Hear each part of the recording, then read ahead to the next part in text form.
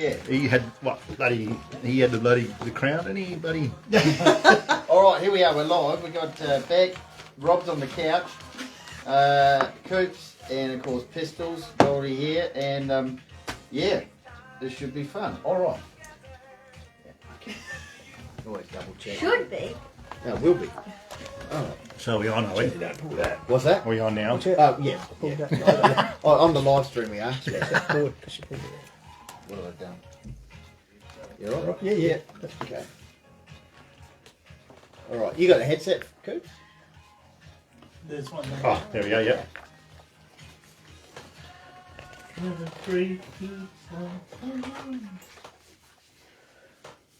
Alrighty, welcome back, Lofty 88.9 FM. You're in the Huddle, and it's that time of week where we get a special guest in, and none bigger than this man, of course, Matt Cooper, two-time male medalist, multiple premierships at Hahndorf, Sturt, Woodville, West Torrens premierships in the SNFL. He's coached premierships as a coach, under-8s coach, and sensational team that one.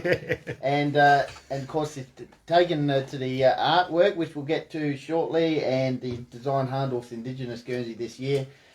Coops, thanks for joining us. No, thanks for having me, guys. Terrific to have you in. Firstly, how you going? How's the health? And Yeah, no, look, I'm on the right track, mate. It's been a good year and a half of me finding some avenues of, make myself better. So it's been good for my family and myself, and slowly getting back into the footy scene. So, yeah, this year sort of coached under eights at Hahndorf, which my boy plays in. So, yeah, no, I'm on the right track now. I still get treatment, say, once or twice a week, and sort of like sit in special chambers and go through a detox treatment, and yeah. So just for the benefit of the huddlers and people on the street, you can just go through what was the condition you had. So yeah, about almost 4 years ago, I was working in the mines, and I swore I got bitten by something. I don't know. Then this rash turned out, and I had this real bad infection in my foot, which it was excruciating. And went to the doctors. Came back from Roxby. Went to the doctors, and they said for me, you need to go to hospital, IV antibiotics. So did that, and they just basically sent me away viral antibiotics. And with about a week and a half later, I was in hospital with a PICC line put into my heart. The infection got that bad, and so 2 weeks in hospital with the PICC line, then home with the PICC line. Had a reaction to that.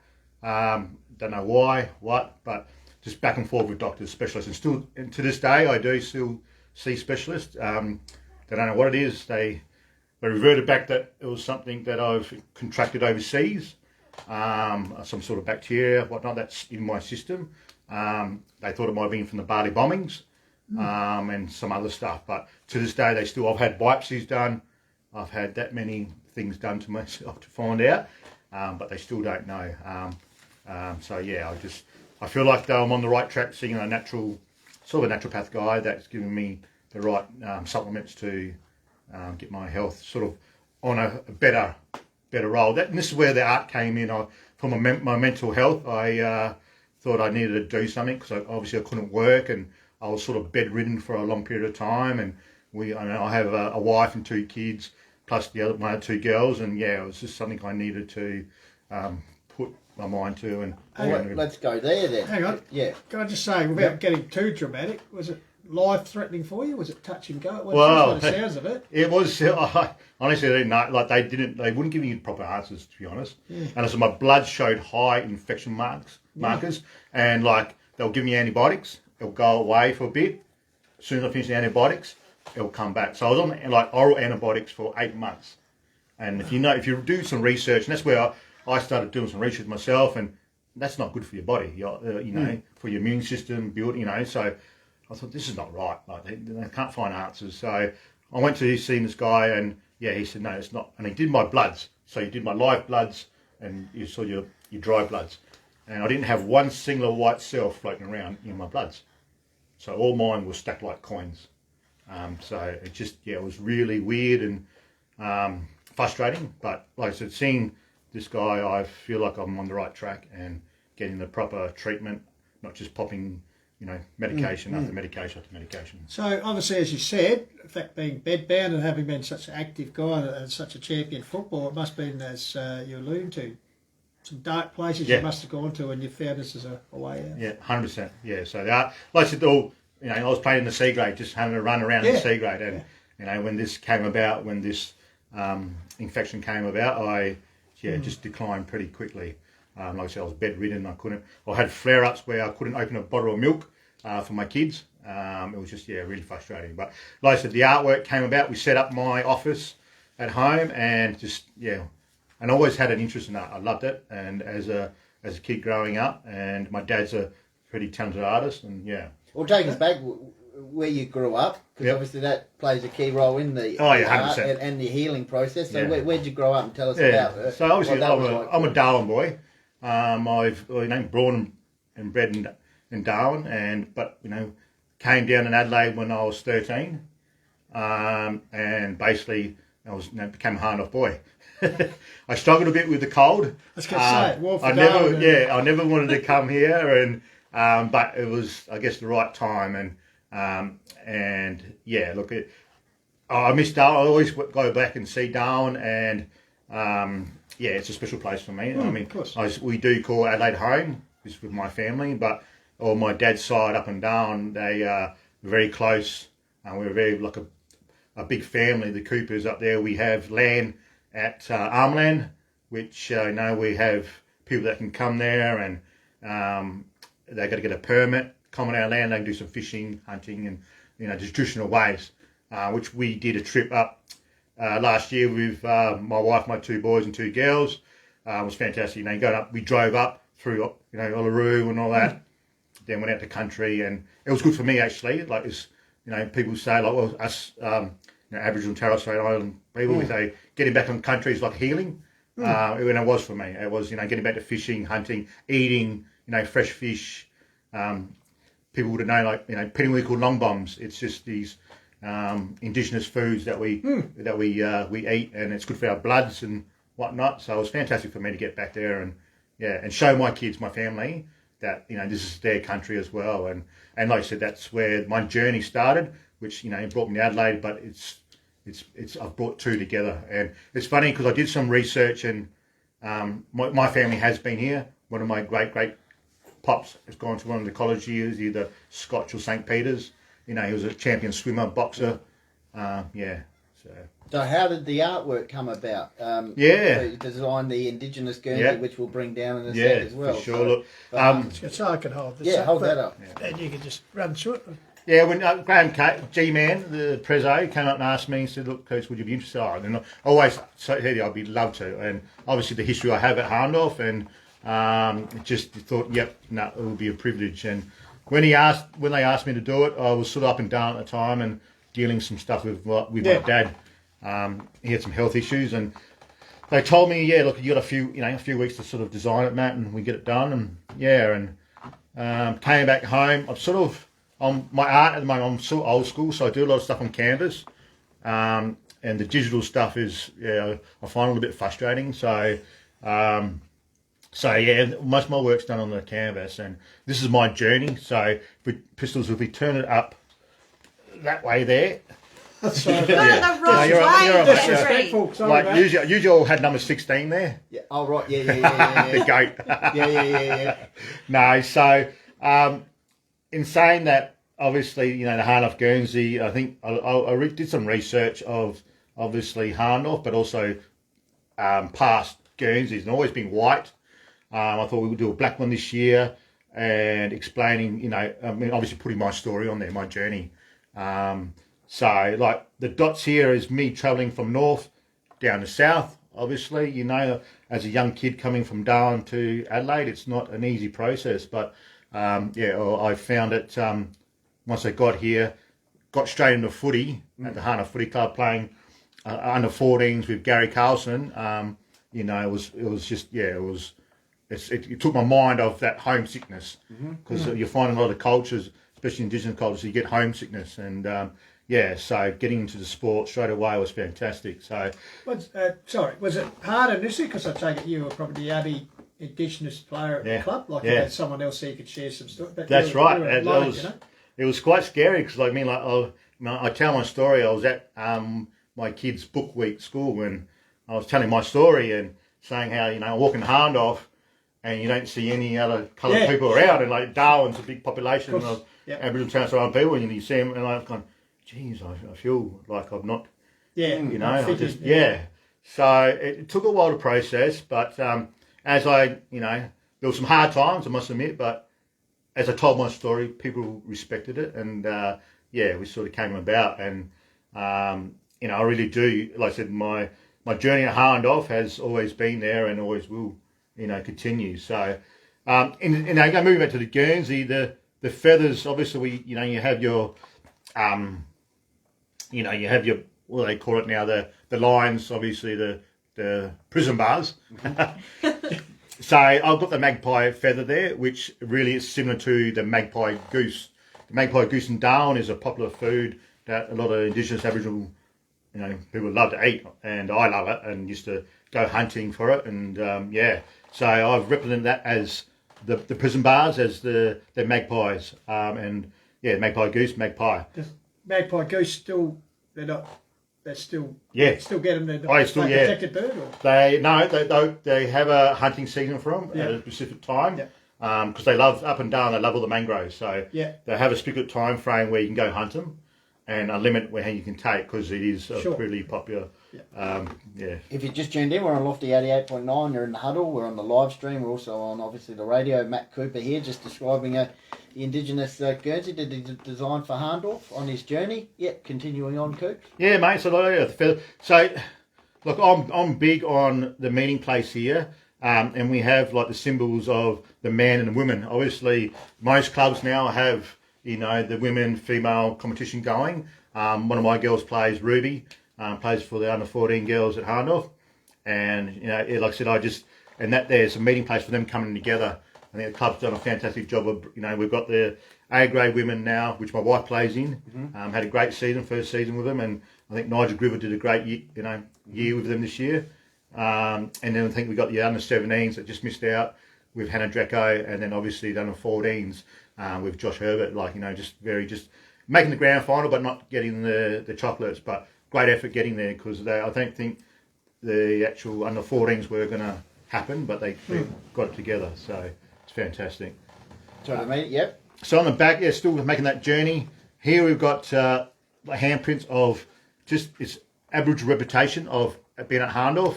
So your handprints with the flag in there. And like I said, I've done some research in Hahndorf, and I love swimming at waterholes in Darwin because it's so hot, obviously. And there's 3 popular waterholes in Hahndorf that the Paramount people or the Paramount women used to take their kids to teach them how to swim. It was fascinating. And we've got obviously the Paramount shield here that the men used to protect the women and children back in the day when they, obviously were around and things were tough. But I just found it, like I said, when I wanted to connect it to both the Northern Territory and Adelaide, and like I said, I just found it fascinating researching, and especially those swimming holes and how the women took those kids there to teach them how to swim.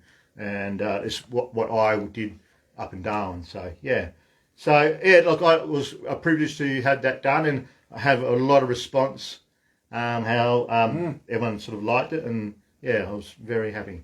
Beck, you got anything for Coop? Well, I just think it looks awesome, like straight off the bat. Did you come up with that straight away, or did you go through a few drafts, or did you straight away go to that? No, there's a bit of process when I do it. I'm a very fussy, particular person, so a lot of playing around, and so I usually just sketch on a pad with a pencil, and like I said, the digital stuff I've tried, I just can't grasp it at the moment. But so I just put some ideas down and did some research, and then I get cracking. Sometimes I'll start, walk away, and with Aboriginal art, you sort of got to be in the moment. And so I'll have a lot of pieces where I'll start, walk away. If I can't feel it, I won't do it. I might start on something else. So where this is, I think it was one morning I was up until 2 a.m. Wow. And just plumbing away, and And out of this, other pieces have evolved for you? Yeah, Oh yeah, 100%. So I've done, obviously I love my fishing and hunting.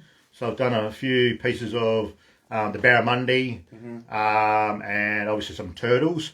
So I'm just, at the moment, I'm sort of working on my style. So traditionally, from where my country is, it's a lot of lines and animals. So, I mean, when I say thin lines, they use a thin bit of grass, and it's just fine strokes with, with the animal shape, and yeah.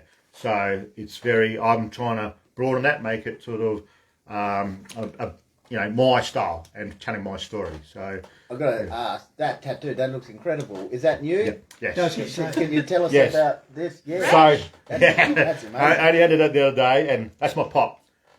So my great pop, that's Reuben Cooper Senior. So he and his brother Joe Cooper, they call him the Buffalo Hunter. So there's a book out there called The Buffalo Hunter, and it tells the story of my family, how they came across.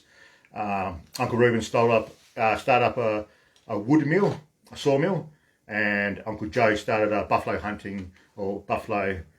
And ships used to come across. They used to exchange buffalo meat and wood, so that's my pop.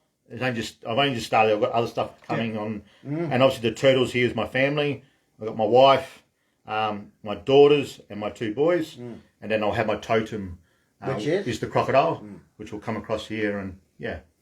So. Hey, we talked about growing up, and I suppose it's only been the last 20 to 30 years, and because very important Indigenous people, their culture and the country side of things, and it's only been the last 20 to even the last 20 years where it's sort of come to the fore and those stories are being told. It's just fascinating, where before it was sort of, I don't know, just you didn't hear a lot about it, whether it was allowed or not. But. Yeah, no, it was. It's I found it that way as well. Like, I mean, at a footy club, like, I sort of started asking who's Indigenous. And I ended up finding out, Tim Larkin, there was quite a few boys. And even past, I think pretty sure that Peter Burgoyne, one of his relatives played at Hahndorf. So it's fascinating how you do some research. There is a lot of Indigenous, obviously, players at the club and have come through. And I guess now it's more, we express it all, we show a bit more now, and it's more out there, where I think previous time with the racism sort of stuff, it was sort of kept inside. I mean, I knew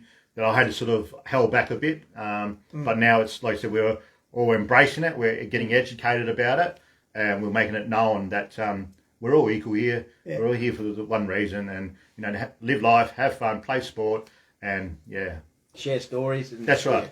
Yeah, 88.9 FM, and their live stream, we've been fortunate enough to be joined by Matty Cooper. We tried to get Matty on a bit early, we did other things on. Perfect timing, though. With his he's a finals expert. Yeah, Mr. September. Hey, could I just ask you, just to touch what you're talking about? I don't know if you want to answer this or not, but how the acceptance these days compared to back years ago, vilification and abuse on the field, what was it there for you, both for HFL and Sandford? Not so much Sandford, but obviously in the Hills there it was pretty big. Obviously when you're a standout player, you get noticed, so the crowd would try and help their team to get over the line by inside your head. Yeah, exactly, yakking at the best player on the field. So there was lots of times that sort of occurred, and I found it in a way that even with the players, that if they did heckle me, I just said, well, I'm going to do something special, or even work a little bit harder. So I found it more lifting for me in that sort of sense, when it wouldn't bring me down. I sort of wanted to rise to the occasion, and so no, look, there was a lot of times that occurred, and look, and then that's part of any sport. You're going to get there's going to be. I know they're trying to wean it out of obviously a lot of the sports for the younger generation and whatnot, but it's just that barter. I guess like in cricket or whatever, you're going to have that. It's in your blood, I guess. And I've heard a few Indigenous people talk about it, and perhaps the perpetrators, whatever colour, but predominantly white, I guess, don't realise the hurtful feelings it does to Indigenous people. Yeah, exactly. And like I said, like we're all here for the same reason. Sure. And Absolutely. I can tell some great stories, and I've taken people out to my land and living off the land and showing them stuff like this is amazing, Poops. I said, I'll tell you, it's life. Like back how we live traditionally and how lucky we have it now. And I guess it's hard for me because you see the good and bad, like, especially in the Northern Territory, there's, you see a lot of violence, whatnot, when the traditional owner will come in from country because it's wet season and they get mixed up and whatnot. But it's everyone. Everyone's sort of, it's everywhere. But moving forward, we just need to get better and educating. That's how I see it. And I think we are heading the right way. Obviously with the yes vote coming up and whatnot. But yeah, I feel that we're sort of coming together, understanding, and just listening, and big on educating, like the schools. Yeah. Like I said, I did a book week at Little Hahndorf Primary School with my kids, and the library teacher there, Barb, she loves Indigenous, and just like she educating the kids in there, and I look back at my history when I did in high school, I never None did of that. nothing. Yeah. It was all about German. All this, Japan, Chinese. Yeah, I was that's like, well, we're not in our backyard. We need to learn what's happening in our backyard. Like, yeah. Matt Cooper joining us here from Hahndorf, telling his story. This time of year, how many premierships at Hahndorf? So 2 A grade. Yep. Yep. And some Colts as well? Yeah, some Colts, so Yep. under 17s. Yeah. Yep. And obviously Sturt and Woodville West Sturt, Torrens. yep, in the league, yeah. And what's it take at this time of year for players to go to that next level in your eyes? Oh, look, I think, in the day it's a mental thing. All that hard work's been done. You've done all that hard work, getting the body right and just fine tuning, but your mental state, the one I look back with the Eagles, obviously Eagles, they had lost, I think, 3 in a row, Centrals, 3, 4, against Centrals. And speaking of Ron Fuller, that they asked for my input, and I said, look, we just got to be harder at the contest, win that hard ball, do the little 1%ers better, and like I said, everything else will come together. I think we just, and it did. Like I remember speaking to Sika, and a few of the boys on that day, and it was, like I said, we just got to be hungrier, and like I said, do those little 1%ers and all those little things better, and we'll get over the line. And it did. Same with the Sturt game. We just came and we just, basically hunted them and hunted the ball, and everything turns your way. And I think if you're all on the same page, you've got to be on the same page that day. Not just your players, but the coaching staff as well. It pays dividends if you just work hard. Is there one that stands out more than the other? Are you a Sturt player or an Eagles player? No, I'm still. Look, obviously Sturt with the Bali bombings. Yeah. I was only just down there. Yeah. The other week, we had a carnival, and we had our under 8s playing in that carnival at Hahndorf. It was a good day actually.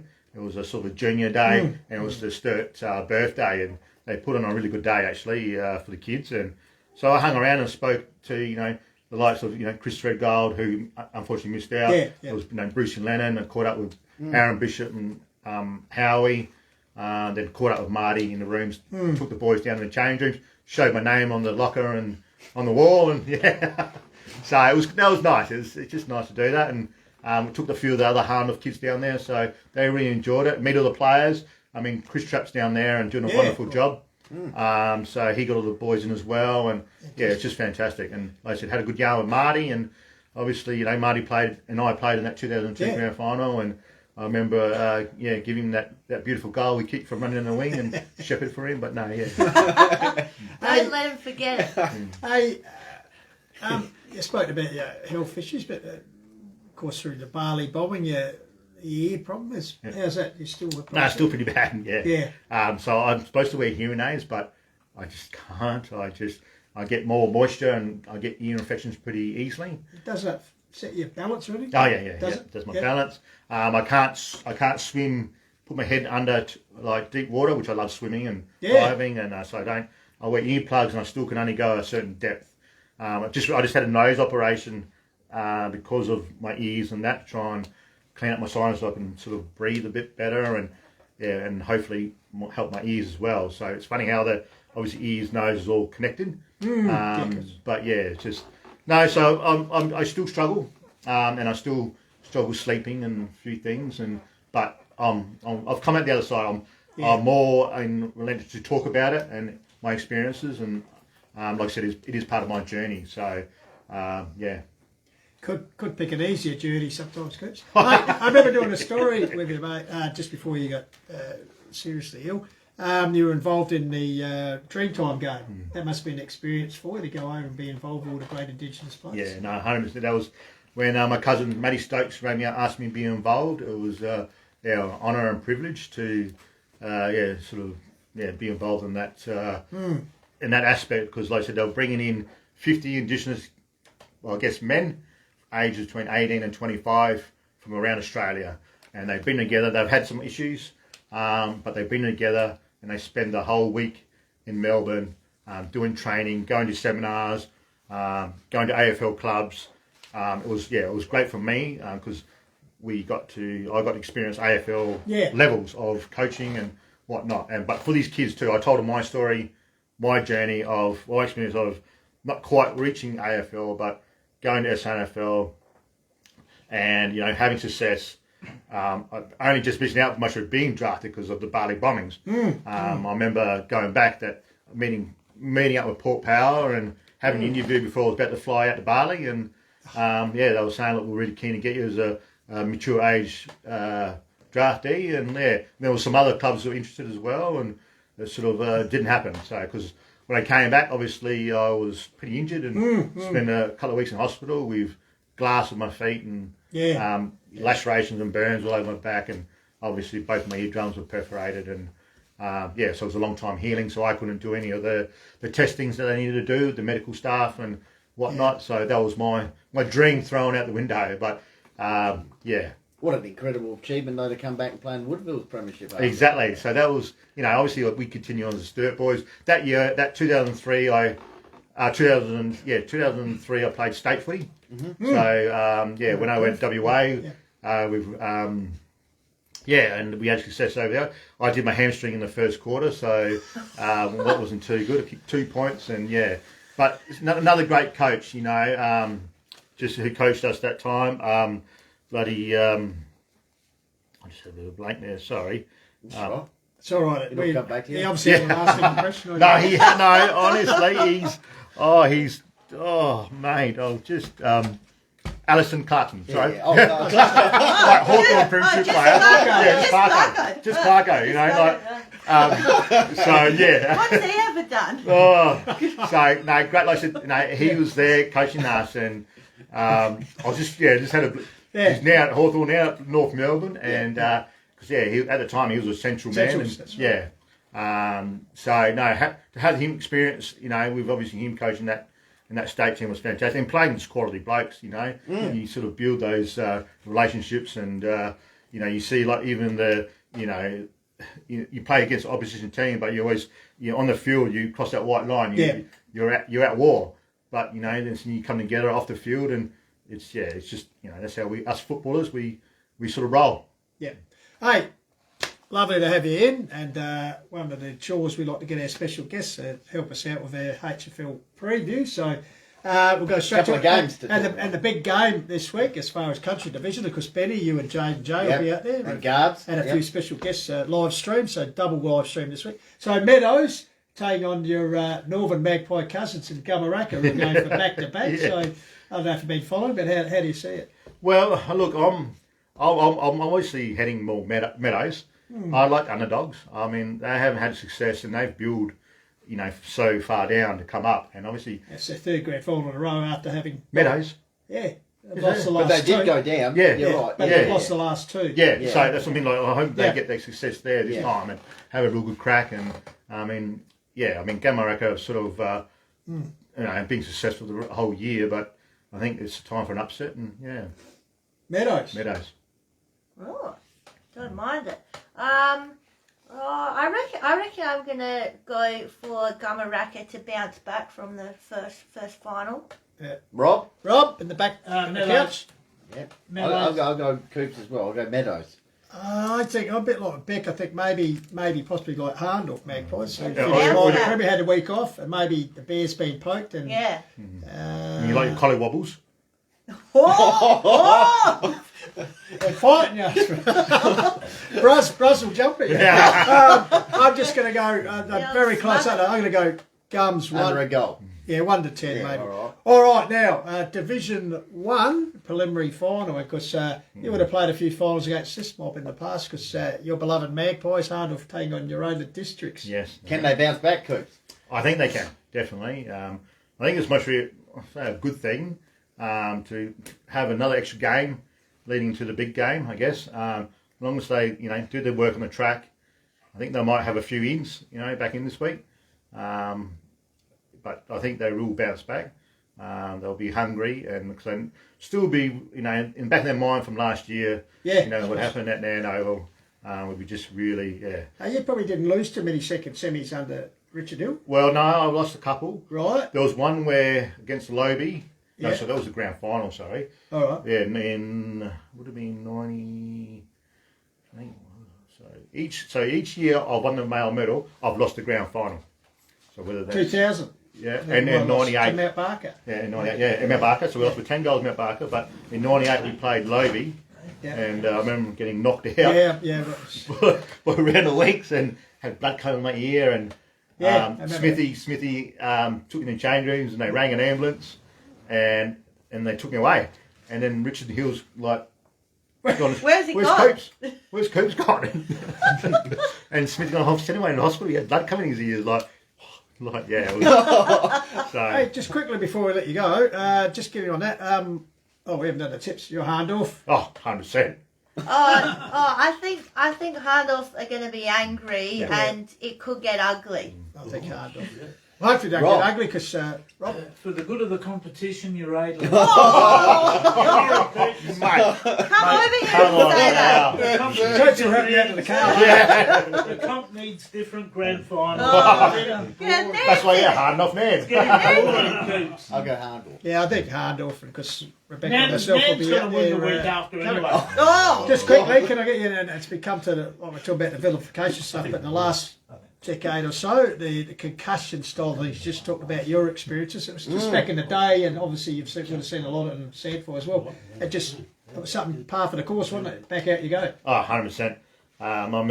If you can tell your name and date of birth, you're right. Or you say if you, 26, 5, or you count to 10. know where you are. Yeah, so that was the protocol back then. But yeah, remember having number of concussions and. But look, in the day, that's the sport we played, and I wouldn't change anything. Best Hahndorf side or best premiership you played in? I know there was obviously a few, but No, I still remember obviously the Shane Grimm one, obviously Yeah. in 2001. so do a lot of blokes from Blackwood who. 100%. You know, They got you nightmares still, but Al Stevens running down, Yes. taking 7 bounces, kicking that goal. Grimmy kicking a bag. yeah, I just 7 1/4, wasn't it? yeah. Yeah. So pretty special that one. But I mean, they all are special to me. All play different parts. But yeah, like I said, you do that hard work, and this is what you play footy for, is to win premierships. You don't play for anything else, and that's how you build that bond with your teammates, by having success and building that culture. So, Before we pass over to Brendan for looking back, just quickly, and now coaching the under-8, your lads, how are you finding that? Oh, look, that's stressful.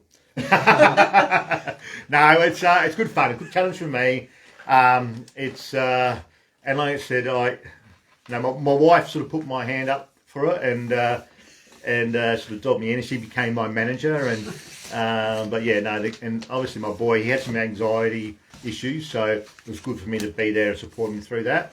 But this year's been great with the parents and the kids. I've enjoyed it immensely. We played in the carnival over at Cullington and won 4 games straight. And I had 3 girls on that side. One's never kicked a goal, and she kicked a bag or 2.